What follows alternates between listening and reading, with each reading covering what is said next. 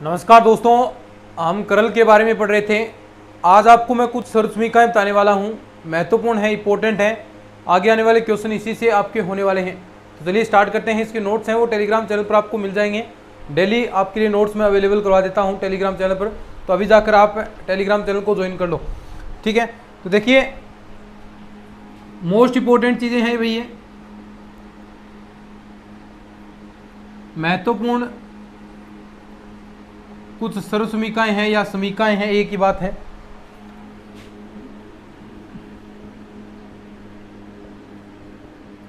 अच्छे से आपको तैयार रखनी है इनको।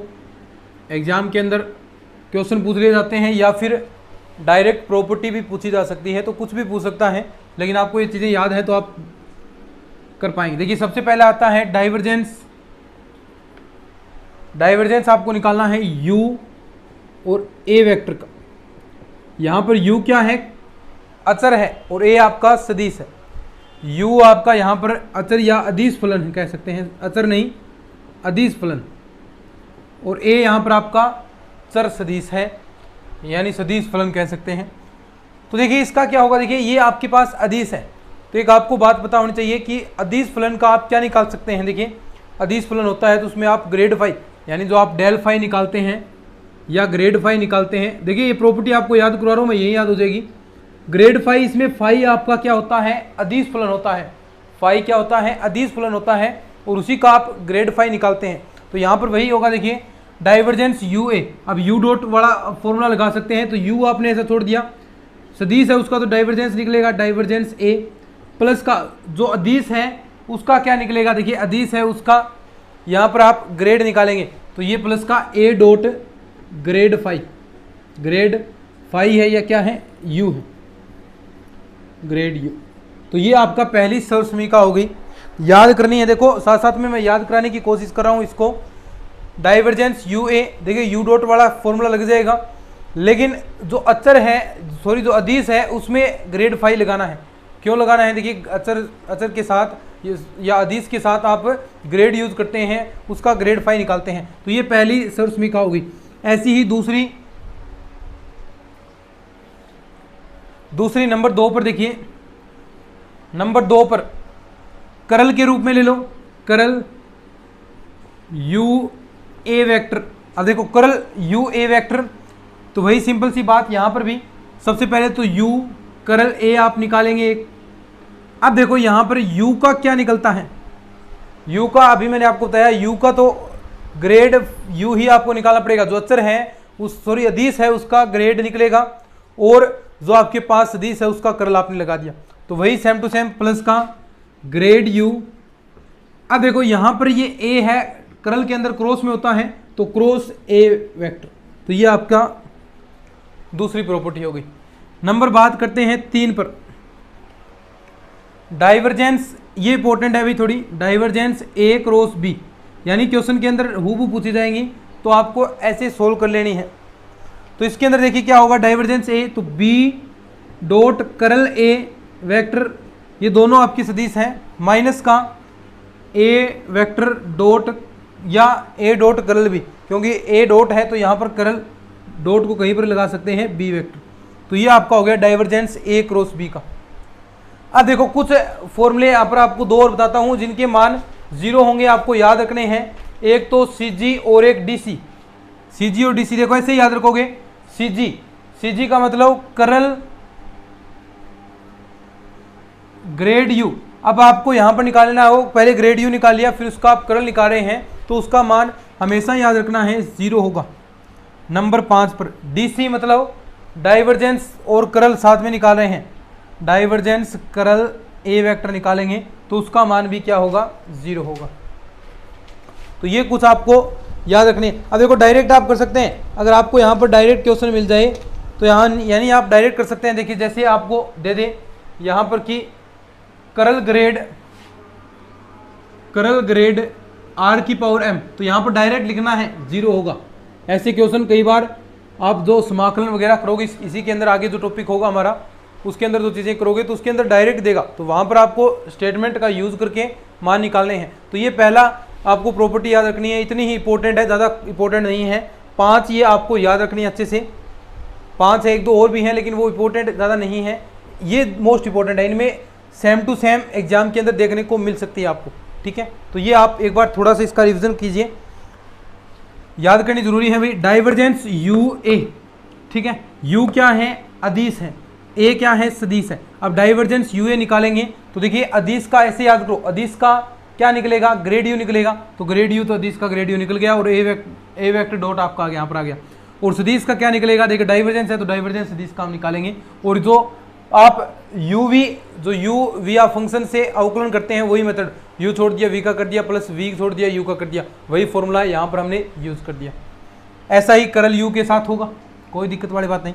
डाइवर्जेंस ए क्रॉस बी का फॉर्मूला बी डॉट करल ए माइनस का ए डॉट करल बी, याद हो जाएगा, 2-3 बार रिपीट करो, बी डॉट करल ए माइनस का ए डॉट करल बी।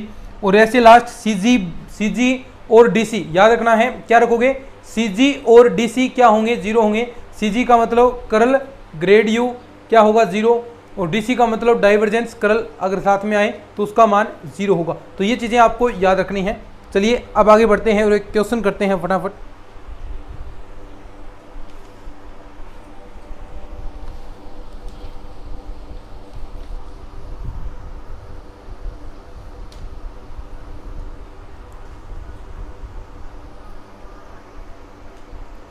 ठीक है, चलिए क्वेश्चन करते हैं। क्वेश्चन लिखता हूं मैं,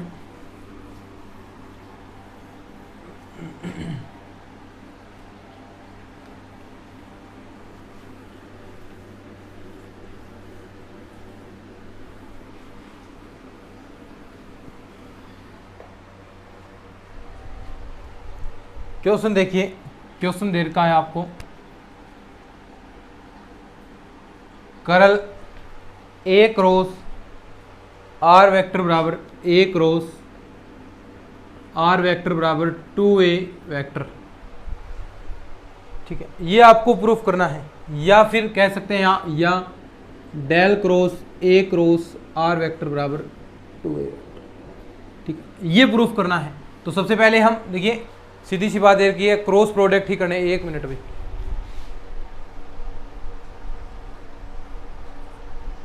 तो आप सीधा सीधा देख सकते हैं कि आपको एक्चुअली में करना क्या है चीजें। ठीक है, सही दिख रहा है ना, देखिए करना क्या है, सीधा आपको दिखाई दे रहा है क्या, कि यहां पर आपको ए क्रॉस आर निकालना है, फिर उसका करल लेना है यानी डेल क्रॉस करना है। तो आपको करने तो क्रॉस प्रोडक्ट नहीं है, और क्रॉस प्रोडक्ट मैंने आपको सिखा रखे हैं। तो सबसे पहले आप मान लीजिए यहां पर ए वेक्टर बराबर क्या होगा, देखिए a1 i कैप प्लस का a2 j कैप प्लस का a3 k कैप। ठीक है, ऐसे ही आर वेक्टर बराबर आपको पता ही है क्या होता है, एक्स आई कैप प्लस का वाई जे कैप प्लस का जेड के कैप। अब डायरेक्ट सबसे पहले हम निकालते हैं ए क्रॉस आर वेक्टर बराबर हम निकालेंगे क्या, वही आई जे के। देखो नीचे यहाँ ए क्रॉस आर निकालना है तो a1 a2 a3 x y z। ठीक है, वही सेम टू सेम तरीका, रिजल्ट कैसे आएगा, आई कैप ले रहे हैं पहले, तो ये छोड़ दिया, ये छोड़ दिया, a2z माइनस का a3y माइनस का जे कैप। देखो ये चीज़ें अब याद होनी चाहिए आपको, ये छोड़ दिया, ये छोड़ दिया, a1z माइनस का a3x प्लस का k कैप, ये छोड़ दिया, ये छोड़ दिया, इसका गुणा इसके साथ, तो a1y माइनस का a2x। बोलो कहाँ दिक्कत है, कोई दिक्कत नहीं आएगी। तो ये आपके पास आ गया ए क्रॉस आर वेक्टर। ठीक है, ये तो आपने निकाल लिया। अब आपको डेल क्रॉस और निकालना है, तो चूंकि आप जानते हैं डेल बराबर क्या होता है, देखिए आप जानते हैं डेल बराबर क्या होगा,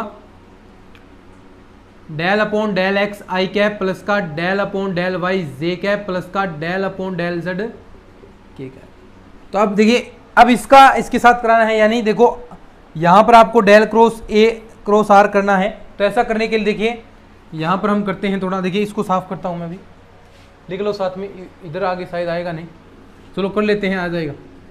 del cross A cross R, वही सेम टू सेम क्या, I cap J cap K cap. दिख तो रहा है ना, आगे तक दिख रहा है, कोई दिक्कत नहीं। देखो यहाँ डेल अपॉन डेल एक्स, देखो del upon del Y, del upon del Z, नीचे देखो क्या आएगा ये वाला ए टू जेड माइनस का a3y, और माइनस की मैं अंदर गुणा करवा देता हूं तो क्या हो जाएगा a3x माइनस का a1z, और ऐसे ही के वाला a1y माइनस का a2x। ठीक है, अब आप गुणा कर सकते हैं डायरेक्ट। देखिए यहां पर हम करेंगे नीचे, क्योंकि ये इसके बराबर आ जाएगा ना, नीचे यहां पर कर रहा हूं मैं, del cross a cross r vector बराबर, देखिए सबसे पहले i का हम निकालते हैं i, तो देखिए i इसको छोड़ दिया, इसको छोड़ दिया, यानी इसका आंशिक अवकलन y के सापेक्ष करना है। देखिए इसका y के सापेक्ष आंशिक अवकलन करना है, तो देखिए a1y का हो जाएगा a1, लेकिन a2x क्या हो जाएगा कांस्टेंट, तो यानी इसका 0 हो गया, तो यहाँ आ गया पहले तो a1 माइनस का, ये माइनस का, यानी यहाँ पर देखिए डेल अपॉन डेल जेड, इसका करेंगे तो जेड के सापेक्ष देखिए माइनस माइनस प्लस हो गया, इसका 0 होगा क्योंकि जेड के सापेक्ष आंशिक अवकलन कर रहे हैं, बचेगा क्या ये प्लस का a1 माइनस का जे कैप, ये छोड़ दिया, ये छोड़ दिया। अब देखो x के सापेक्ष करेंगे तो यहाँ पर क्या आएगा माइनस का a2 माइनस का फॉर्मूले के तहत, और ये वाला इससे करेंगे देखिए डेल अपॉन डेल जेड, तो यहाँ पर क्या आ गया माइनस का a2 और आ गया प्लस का k कैप, ये छोड़ दिया, ये छोड़ दिया, इसका इसके साथ करेंगे तो a3 आ गया, और यहाँ पर माइनस का फॉर्मूले के तहत आएगा, तो देखिए इसका यहाँ पर करेंगे y के सापेक्ष तो माइनस माइनस क्या हो गया प्लस a3, तो देखिए क्या बनेगा यहाँ पर। ठीक है, तो यहाँ से 2a1 सभी में 2 और है ना, 2a2 2a3 2a1, तो 2 हमने कॉमन ले लिया। ठीक है, बचेगा क्या, देखिए माइनस माइनस प्लस हो गए, तो a1 i कैप प्लस का a2 j कैप प्लस का a3 k कैप, और ये क्या बन गया देखिए आपका, अभी मानकर चले थे हम a वेक्टर, तो 2a वेक्टर आपके पास आंसर आ गया। यही आपको प्रूफ करना था कि 2a वेक्टर आपको दर्शाना है कि आएगा या नहीं आएगा, तो ये देख सकते हैं 2 एक वेक्टर आपका आंसर आ गया। बोलो कितना सिंपल क्वेश्चन है, समझ में आ गया ना, लिख लो कोई लिखना चाहता है, फिर आगे बढ़ते हैं भाई, फिर नेक्स्ट क्वेश्चन में बढ़ते हैं और आगे क्वेश्चन करते हैं।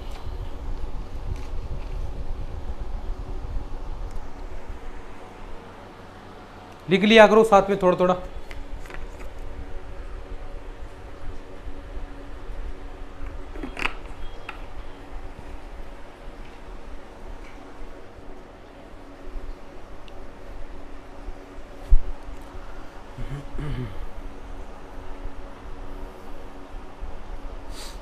ठीक है, चलिए आगे बढ़ते हैं। अब देखो आगे क्वेश्चन एक दो और करने वाले हैं अपन।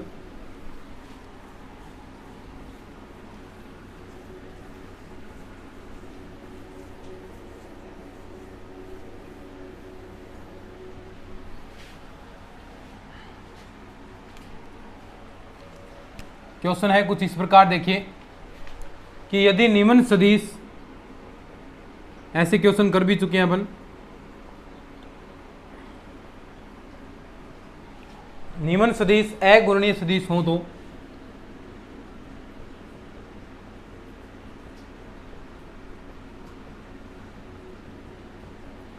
निम्न सदिश अगुणनीय सदिश हो तो लैम्डा यू और डब्लू, लैम्डा यू और डब्लू का मान ज्ञात करो। करेंगे भी, इसने कहा है तो करना पड़ेगा। देखिए कुछ इस प्रकार आपको दिया है 2x प्लस 3y, इस प्रकार समीकरण दिए हैं 2x प्लस 3y प्लस का lambda z i cap plus का म्यू x या ux कह सकते हैं प्लस का 2y प्लस का 3z j कैप प्लस का 2x wy plus 3z, 2x plus wy plus का 3z।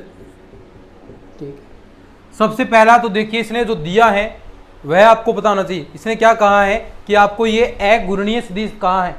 अगुणनीय सदिश का अर्थ आपको समझ में आ गया, क्या होता है अगुणनीय सदिश, बताओ शाबाश, याद रखा करो चीजें जो मैं आपको बता रहा हूँ। क्या, डेल क्रॉस, यानी जो भी आपने f बराबर इसे माना है, डेल क्रॉस f बराबर 0 होना चाहिए।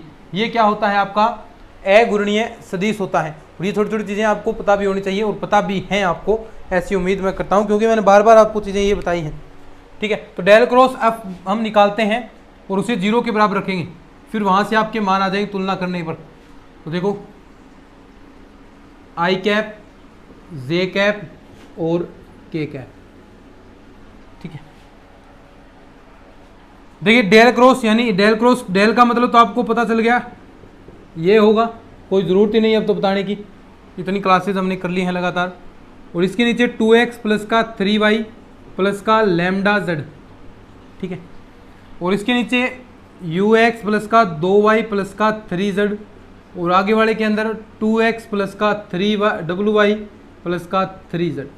ठीक है, सेम वही फॉर्मूला क्या, आई कैप, इसका वैल्यू निकालेंगे, ये किसके बराबर है, 0 के बराबर। ठीक है, अब देखो वही तरीका सेम टू सेम, आई को हमने यहाँ पर देखिए स्थिर कर लिया, आई एक मिनट क्या है बराबर में आएगा, आई कैप देखिए यहाँ पर कर लिया, इसको छोड़ दिया, इसको छोड़ दिया, अब इसका वाई के सापेक्ष करेंगे, इसका वाई के सापेक्ष करेंगे तो यहाँ पर देखिए डब्ल्यू डब्ल्यू बचेगा और तो सारे कॉन्स्टेंट हो जाएंगे, तो डब्ल्यू यहाँ पर आ गया माइनस का फॉर्मूले के तहत। अब इसका जेड के सापेक्ष करेंगे तो देखिए जेड के सापेक्ष करेंगे तो क्या गया 3 यू डब्ल्यू माइनस का 3 माइनस का जे कैप, इसको छोड़ दिया, इसको छोड़ दिया, इसका एक्स के सापेक्ष करेंगे तो क्या आएगा 2 आएगा माइनस का फॉर्मूले के अकॉर्डिंग। अब देखो इसका करेंगे हम, इसका करेंगे वाई के सॉरी इसका करेंगे हम जेड के सापेक्ष, देखिए क्या आएगा माइनस का लैम्डा प्लस का के कैप, इसको छोड़ दिया, इसको छोड़ दिया। अभी देखो इसका एक्स के सापेक्ष अपन करेंगे, इसका एक्स के सापेक्ष करेंगे तो यू आ गया माइनस का फॉर्मूला, इसका वाई के सापेक्ष करेंगे तो क्या गया 3 आ गया। ठीक है, और ये किसके बराबर है, देखो 0 0 क्या लिख सकते हैं, 0 आई कैप प्लस का 0 जे कैप प्लस का 0 के कैप। तुलना करा देते हैं, तुलना देखो माइनस का अंदर गुणा करवा की तुलना होगी, तो माइनस को मैं अंदर गुणा कराऊंगा तो देखिए माइनस यहाँ गया, ये प्लस हो गया, सीधी सी बात है। आई कैप की तुलना करा देते हैं, W माइनस 3 बराबर क्या गया 0, आई कैप के गुणकों की जे के गुणकों की तुलना कराएंगे तो देखिए क्या आएगा लैम्डा माइनस का 2 बराबर 0, और एक कराएंगे हम के तो u माइनस का 3 बराबर 0। तो देखिए मान क्या आएंगे, एक तो W का मान तो आ गया 3, W बराबर 3 आ गया, नीचे तक दिख तो रहा है ना, W बराबर 3 आ गया, और देखिए आगे लाइट ज़्यादा हो गई क्या, W बराबर 3, U बराबर भी 3 आ गया, और लैम्डा बराबर भी यहाँ पर 2 आ गया। तो ये आपके मान आए हैं, U बराबर 3, W बराबर 3 और लैम्डा बराबर 2, ये आपके मान आए हैं। मेरे ख्याल से आप अच्छे से सीख चुके होंगे, लिख लो फिर आगे और बढ़ते हैं। एक इंपॉर्टेंट क्वेश्चन करवाने वाला हूं भाई, एक इंपॉर्टेंट क्वेश्चन करवाने वाला हूं अभी। ठीक है, लिख लिया इसको, अब आगे बढ़ते हैं। देखिए क्वेश्चन समझ में आ रहे हैं ना, बढ़िया बढ़िया क्वेश्चन है भाई, सारे के सारे पूरी मेहनत के साथ ये क्वेश्चन आपके लिए लाए जाते हैं, तो इनको थोड़ा सा अच्छे से देखा करो। ऐसे ही क्वेश्चन एग्जाम के अंदर पूछे जाते हैं, हूबहू ऐसे क्वेश्चन पूछे जाएंगे, कोई भी परिवर्तन नहीं होगा, तो थोड़ा सा इनको ध्यान रखना। क्वेश्चन देखो आगे हैं, इंपॉर्टेंट क्वेश्चन है भाई। क्वेश्चन दिया है कि यदि ए, ध्यान से एक एक चीज समझेंगे फिर समझ में आएगा, यदि ए व बी वेक्टर अघूर्णीय, अघूर्णीय कह सकते हैं या अघूर्णीय, अघूर्णीय सदिश हैं, सदिश हो तो ए क्रॉस बी होगा। आपके ऑप्शन कुछ इस प्रकार हैं, नंबर 1 अघूर्णीय,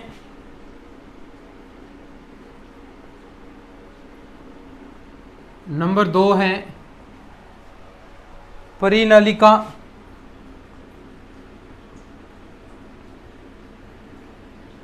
तीसरा है दोनों।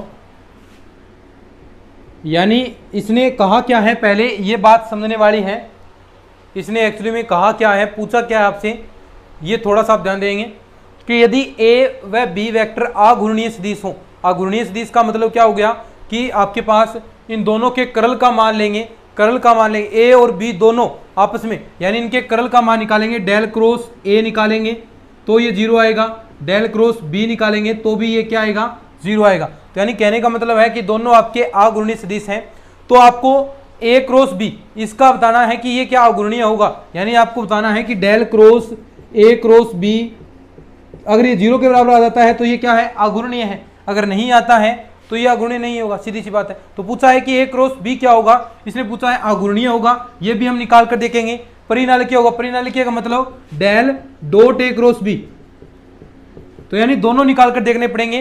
परिनालिकीय यानी दोनों के कौन से 0 के बराबर आ रहा है, क्या दोनों ही 0 के बराबर आ रहे हैं, अगर दोनों 0 के बराबर है तो दोनों हो जाएगा, अगर कोई एक 0 के बराबर आ रहा है तो आपका कोई एक हो जाएगा। ठीक है, यानी देखिए del cross A cross B बराबर अगर आपका 0 आना चाहिए, अगर आप चेक करें तो अगर आपका घूर्णीय है तो del dot A cross B, तो यानी दोनों ऑप्शन आपको चेक करने पड़ेंगे कि ये ए क्रॉस बी क्या होगा। तो सबसे पहले देखिए ध्यान से एक एक चीज हम समझते हैं। तो सबसे पहले आपको क्या दे रखा है, देखिए सबसे पहले आपको दे रखा है आंसर, हम करते हैं इसका करल ए की बात है, करल ए बराबर 0, करल बी बराबर आपको 0 दे रखा है। तो चूंकि हम चेक करते हैं सबसे पहले करल ए क्रॉस बी के बारे में। ठीक है, अभी मैंने जस्ट ही इससे पहले या इससे 2 क्वेश्चन पहले इससे एक क्वेश्चन एक करवाया, फिर उससे पहले वाला एक क्वेश्चन मैंने आपको करवाया था, और उसके अंदर मैंने आपको बताया था कि करल ए क्रॉस बी आप करते हैं तो उसका मान क्या आता है 2a। देख लो पीछे अभी मैंने क्वेश्चन करवाया है। तो देखिए हम करल ए कर रहे हैं तो ये 0 तो नहीं आ रहा आपका, करल निकालेंगे यानी इसका अर्थ यही हो गया del cross A cross B, उसका मान 0 तो नहीं आ रहा है। अब 0 नहीं आ रहा है तो सीधी सी बात है ये अघूर्णीय तो नहीं होगा। अब हम चेक करते हैं डेल डॉट, यानी दूसरी कंडीशन जो हमें दे रखी है del dot A cross B के बारे में, del cross A cross B के बारे में। इसको क्या लिख सकते हैं, डाइवर्जेंस ए क्रॉस बी, और इसका फॉर्मूला मैंने आपको बताया था शुरुआत के अंदर ही, ये क्लास अपनी स्टार्ट हुई थी उसी के अंदर मैंने आपको बता दिया था स्टार्टिंग में क्या होता है डाइवर्जेंस ए क्रॉस बी का फॉर्मूला। अगर ये आपको याद है तो बी डॉट करल ए माइनस का ए डॉट करल बी, ये फॉर्मूला बताया था ना मैंने और कहा था याद रखना है अभी, इस फॉर्मूले से ही हो रहे हैं। देखो अब देखो करल ए का मान क्या इतना दे रखा है 0, करल बी का मान 0, तो यानी B dot 0 minus A dot 0 क्या आ गया 0 के बराबर। और आप देख पा रहे होंगे कि डाइवर्जेंस ए क्रॉस बी बराबर आपका 0 है, तो यानी ये क्या हो गया आपका जो हमें निकालना था, चेक करना था क्या होगा, ये 0 आ गया। 0 आ गया तो मतलब परिनालिकीय है, तो ये आपका ऑप्शन सही हो जाएगा परिनालिकीय। परिनालिकीय सदिश आपका ये होने वाला है। देखो बिल्कुल सिंपल सी बात है, क्वेश्चन 2 लाइनों का क्वेश्चन नहीं है, ये पूछा है कि ये ए और बी अघूर्णीय सदिश है तो ए क्रॉस बी क्या होगा, यानी ये देर का आपको करल ए करल बी इन दोनों का मान 0 है, तो हम करल ए क्रॉस बी, मैंने कहा था ये परिमाण आप याद कर लेना, याद किया है तो 2a यानी 0 के बराबर नहीं है तो ये आपका अघूर्णीय तो नहीं होगा। अब हम चेक करते हैं, देखो ऑप्शन के अंदर देर का है, दूसरे ऑप्शन पर परिनालिकीय, परिनालिकीय चेक करेंगे तो देखिए डाइवर्जेंस निकालना है, डाइवर्जेंस का फॉर्मूला आपने ये पढ़ा था, ये फॉर्मूला पढ़ा है, ये फॉर्मूले में मान रखे हैं बराबर 0 आ गया, 0 आ गया तो मतलब ये परिनालिकीय सदिश आपका हो गया। ठीक है, लिखो इसको फिर आगे और बढ़ते हैं। तो एक नोट लगाकर लाइन भी लिख सकते हैं कि यदि ए व बी, यदि ए वेक्टर व बी वेक्टर सदिश आपके अघूर्णीय सदिश हैं तो जो आपका ए क्रॉस बी होगा वो परिनालिकीय सदिश होगा, ये नोट लगाकर आप लिख सकते हैं। यदि ए वेक्टर और बी वेक्टर आपके अघूर्णीय हैं तो जो ए क्रॉस बी होगा वो परिनालिकीय होगा, याद रखना है भैया, नोट लगा के लिख लेना। ठीक है, चलिए आगे बढ़ते हैं।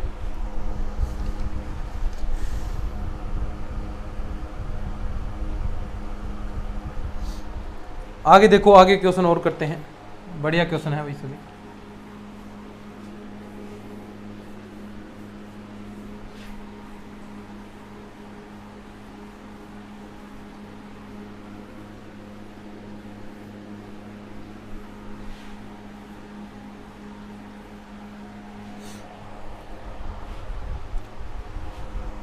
देखिए आगे क्वेश्चन है कुछ इस प्रकार, बढ़िया क्वेश्चन है ये भी।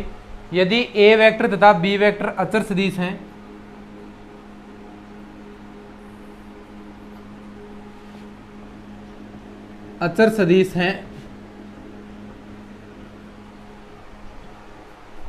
तथा आर बराबर आपको दिया है, आर बराबर तो दिया क्या है आपको पता ही है, एक्स आई प्लस का वाई जे प्लस का जेड के होता है।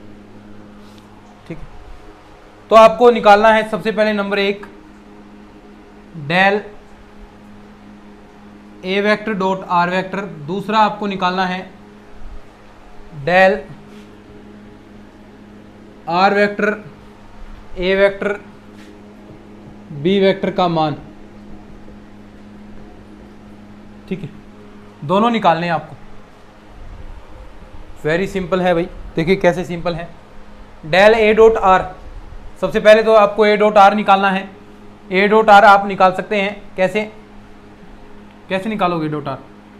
ए वेक्टर बराबर ए वन आई कैप प्लस का ए टू जे कैप प्लस का ए थ्री के कैप, और आर बराबर क्या हो गया, एक्स आई कैप प्लस का वाई जे कैप प्लस का जेड के कैप। ठीक है, ए डॉट आर डायरेक्ट निकालोगे क्या, ए वन एक्स प्लस का ए टू वाई प्लस का ए थ्री जेड।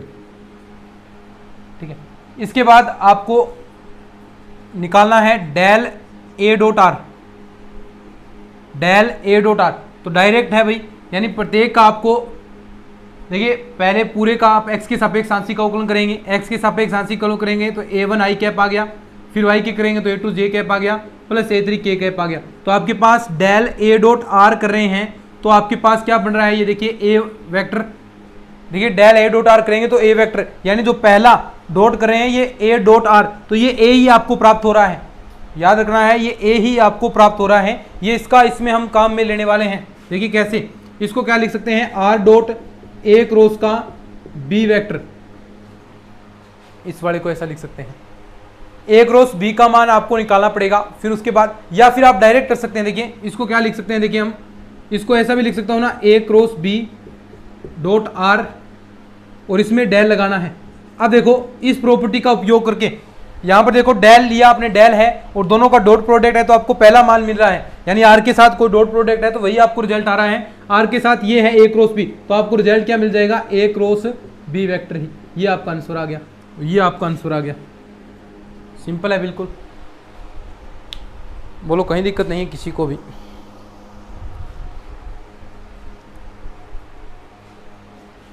एक क्वेश्चन और करते हैं।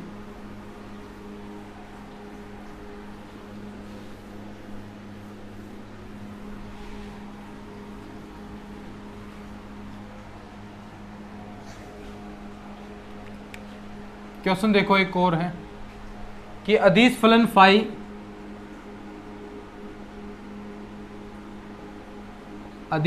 फाई का सदिश ए वेक्टर की दिशा में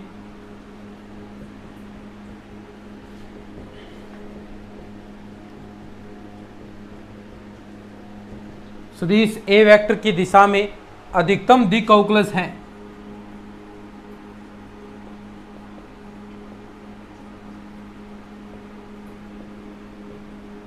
नंबर एक ऑप्शन है आपके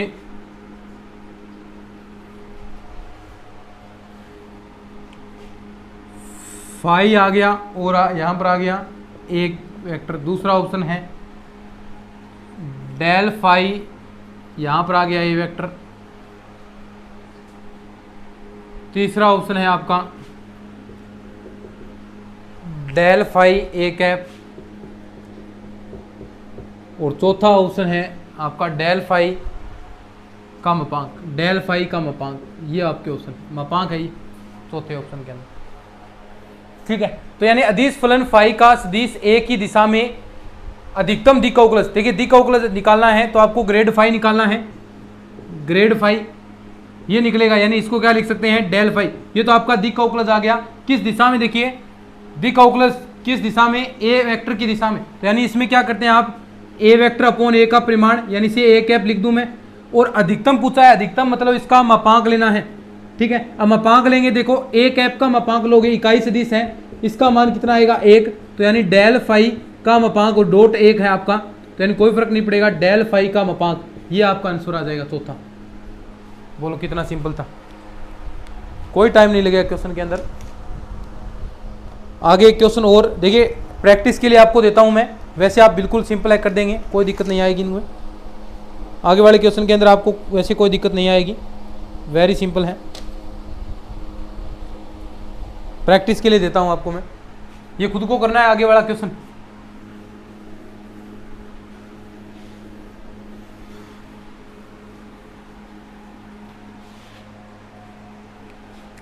क्वेश्चन है आगे वाला, देखो आपको दिया है u बराबर x plus Y plus Z, v बराबर दिया है आपको X square plus Y square plus Z square, w बराबर दिया है आपको वाई जेड प्लस का Z X plus X Y. ठीक है, निकालना क्या है आपको, तब ये निकालना है, देखिए बिल्कुल सिंपल है, grade u dot grade v cross grade w, बिल्कुल सिंपल है। सबसे पहले तो क्या करेंगे, सभी का ग्रेड u, डेल u निकालेंगे, डेल v निकालेंगे, डेल w निकालेंगे, फिर उसके हिसाब से डेल v और डेल v का क्रॉस कराएंगे, फिर इसका जो रिजल्ट आएगा इसका डॉट प्रोडक्ट आएंगे, बस बिल्कुल सिंपल है। डेल u कैसे निकलेगा, देखिए डेल का मतलब डेल अपॉन डेल x, यानी u का पहले तो सभी का हम यहाँ पर अवकलन कर देंगे, देखो यही तो होता है, del upon del x i plus del upon del y plus del upon del z. u क्या है यहाँ पर, देखिए x प्लस वाई प्लस का z, यहाँ पर इसका करेंगे सबसे पहले, देखिए कोई सदिश नहीं है तो पूरा आएगा यहाँ पर, तो इसका आई कैप बन गया प्लस का जे कैप प्लस का के कैप, तो ये तो डेल u का मान आ गया। ऐसे ही आप डेल v निकालेंगे, ऐसे ही डेल w, और जो ये कह रखा है उस हिसाब से आप करेंगे, आ जाएगा। बिल्कुल नहीं आता है तो आपको मैंने नोट्सों के अंदर करवा रखा है अच्छे से, तो आप कर ले सकते हैं, कहीं कैलकुलेशन में गड़बड़ हो सकती है, बाकी तरीका सभी को आएगा। अगर अभी भी तरीका नहीं आया है तो गड़बड़ है भाई, अभी भी ये चीज़ें नहीं सीख पा रहे होंगे कि ग्रेड v क्या है, ग्रेड w क्या है, तो बात नहीं बढ़ने वाली। अच्छे से इन चीज़ों को समझें, देखो क्या समझने वाली कोई बात ही नहीं है, मैंने पूरा प्रॉपर वे से आपको चीज़ें समझाई हैं, बिल्कुल सिंपल है। चलिए अब आगे, ये आपका कंप्लीट हो गया। आगे आता है लाप्लासियन संकारक, बिल्कुल सिंपल है, कोई दिक्कत वाली बात नहीं यहाँ पर भी।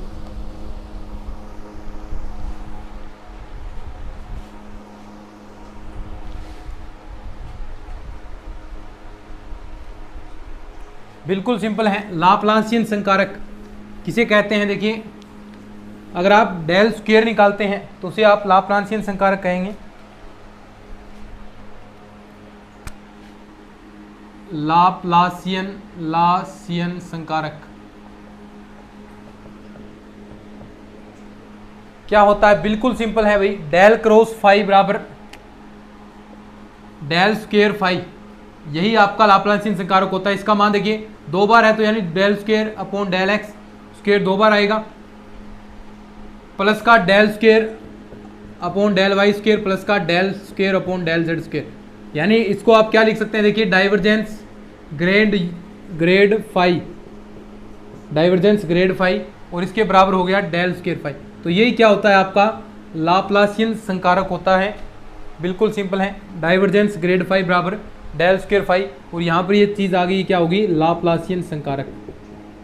बस ये याद रखना है, पूछ सकता है कई बार, निम्न में से लाप्लासियन संकारक है, तो यहाँ पर आपको ऑप्शन और देगा, तो बस ये डेफिनेशन आपको याद रखनी है, इंपॉर्टेंट है।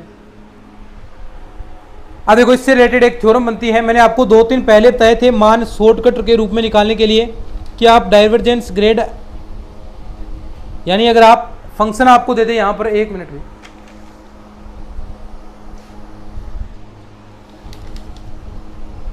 यानी अब आपको ऐसा दे देगा, मैंने शॉर्ट ट्रिक आपको बहुत बता दी है, वो सारी की सारी आपको याद रखनी है भाई। यानी आपको ऐसा दे दे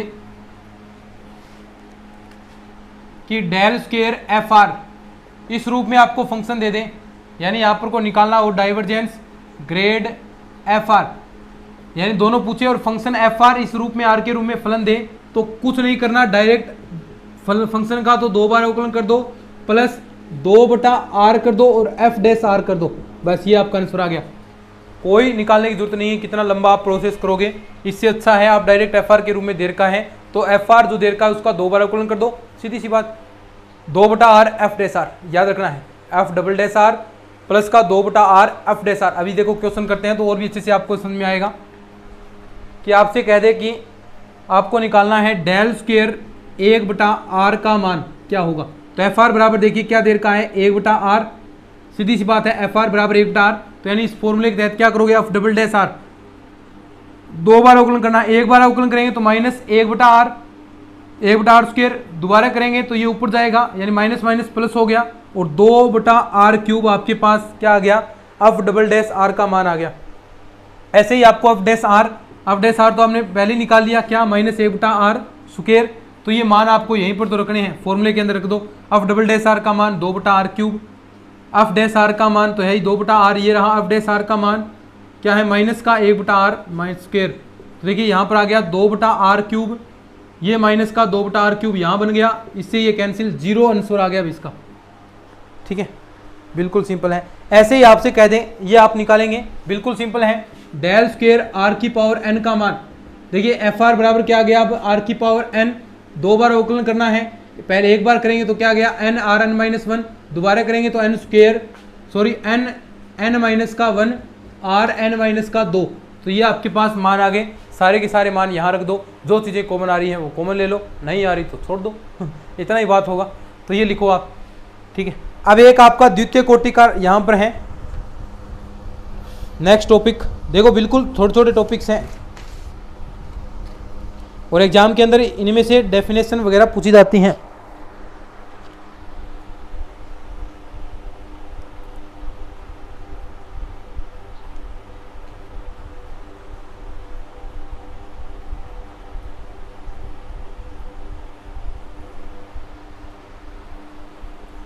देखिए सेकंड ऑर्डर सिंपल है, सेकंड ऑर्डर यानी द्वितीय कोटि का। अब द्वितीय कोटि का कहाँ निकला है, यानी जिसके अंदर डेल स्क्वायर आए, तो द्वितीय कोटि का अवकलज बिल्कुल सिंपल है, कुछ नहीं है, 1 मिनट का काम है। Second order differential equation, second order